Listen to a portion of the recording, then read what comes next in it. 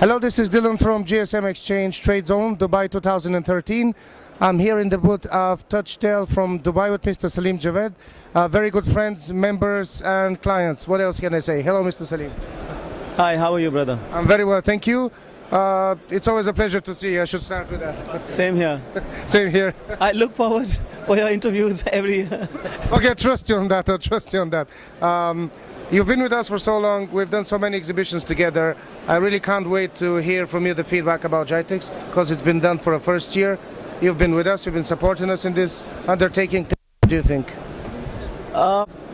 If you ask me, I'm really overwhelmed with the kind of the response we've got in this exhibition. I was really not expecting this kind of response. And for me, if you ask me, it's been better than most of the exhibitions which I have done. And you sound surprised. I'm really surprised. It was my last minute decision call. I took this and I'm quite happy with it. Okay. So you made the right choice at the very late stage. I did, and I would probably say I was very lucky to have got the booth at the last minute. You were, and we're lucky to have you. So you're kind of a host here. We're the visitors in a sense, because you're based in Dubai. And what was different than previous years that you came in and there was no focal point? How did the GSM Exchange Trade Zone improve the interaction and the networking, in your opinion? In my opinion, if you ask me, I've been in Dubai for the last 16 years, and I can count the number of years I've been to GITEX, and this is the second year in succession that I have come to GITEX. Last year, you people were here. You had a small, area where everybody was interacting, and it was quite good that last year you guys came, and this year you've erected the booths here for people, and it's been really good. More people have come to my booth, and we've interacted with a lot of people, and we found some very good clients from Middle East as well, and I'm really happy with the kind of response. Very good, thanks for that. That was the ultimate goal, by the way. It's very interesting. Now it's nearly the end of the year. It's been I don't know if challenging, but it was a strange year in a sense. Would you just give me your take on it? Well, what happened according to you? Or let's put it more personal, what was your biggest challenge and what proved to be your biggest strength during that year? This year has been like a seesaw, A good way to put it. And we are still swinging, hoping that we end this year with a bang. Now, this is the best period. If you ask me, the last quarter of a year is the best. The last, the Q4 is always the best quarter for all the traders plus the manufacturers. And we hope that whatever lost ground in the past 3 quarters, we would like to make up for this. And I'm hoping that the market improves in this Q4.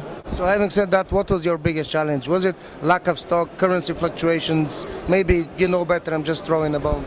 See, the currency fluctuation, of course, it's inevitable, and it has been boon for some markets, and for other markets it's been bad. But at the end of the day, the market has been improving over the past. If you ask me, for the past 15-20 days, the markets have improved. The biggest challenge has been, the war between the giants, which is Apple versus Samsung. Apple launched simultaneously. Note 3 was launched, and most of the traders lost money in Apple, and there was cash crunch in the market. So when Note 3 was launched, there was a lot of stock sitting with people already with iPhones, which was not moving in the market. So that prevented them in venturing into... Exactly. So that prevented, most of the traders like us who were sitting with huge inventories of Samsung, we were unable to move the stocks and had to reduce the pricing. Even at the reduced pricing, there was a shift in the demand. No, there was no shift in the demand. See, let's say there is X amount of money which is in the market. Unless that money gets back with the traders, they're not going to buy the new stock. It's the circle. It's the circle. It's a vicious circle. So people were sitting with the Apple stocks thinking they would make money. Rather making money, they lost money, and at the same time the stocks were not moving. Like 5C didn't move, and Sounds people. like a bit of a dead end. It was a dead end, and believe me, we were sitting with stocks for almost 2 weeks. But fortunately, the stocks moved in, and now this is the time, as I was telling you, the periods have improved. We have made for the lost ground, and the markets are coming back again. And I'm quite hopeful by the first or the second week of November, we should be in a good shape. Okay, it's interesting you mentioned that. So, in the war between Apple and Samsung, maybe the end users win, but the traders kind of suffer. Yes, it's always, when two big giants get into war, who gets sandwiched is the traders, because we are sandwiched between the two brands, because So the general suffers more than the soldiers. absolutely. That's very interesting. And the way the year is shaping up now, do you see next year anything groundbreaking happening or any major shift in the industry? Do you think anything's going to happen, or it's going to be a gradual kind of? But next year, I think last year, as we were saying, that Sony would be more aggressive, but didn't happen the way we thought. So this year, we would rather wait and watch. I'm going to record your prediction and hold you against it next year. So be very careful. And believe me, if I was to be held for this, the people who would have bought Sony, they would have definitely catch my neck, You'll be very happy. They would be very happy, believe me. But so Sony, what happened to Sony, you think? Nothing. I don't know. They started pretty well, but they lost somewhere. Second, third quarter, fourth quarter. I don't know what's happening. Because there is the movement of the Sony. The product is good, but there is no end movement. Maybe their marketing strategy is not. Probably their marketing strategy is not working well for them. And also at the same time, what has happened is LG has picked in. So now I believe LG, Samsung, and Apple. These are the three big brands which. You think LG is coming up with the lineup for the next year quarter, first, second quarter. The beautiful lineup, and they might give in competition to Samsung.